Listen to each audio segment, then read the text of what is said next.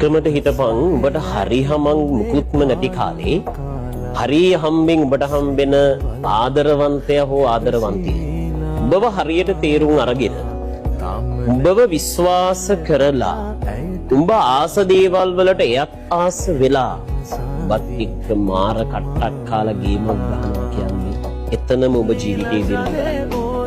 අද උඹ යන්නේ පයින් වෙන්න පුළුවන්. එයත් එනවා ඔයත් එනවා.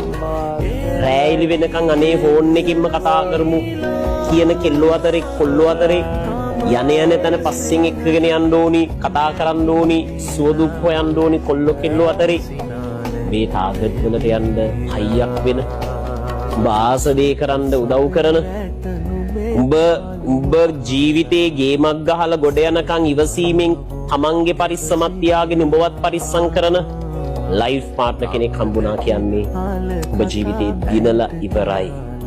අද මුකුත් නැති වුණත් ඒ කෙනා ඇති ඔබ ජීවිතේ මාර තැනකට යන්න පරිස්සම් කරගන්න ඕනේ තමන්ට වඩා අනිත් මිනිස්සු.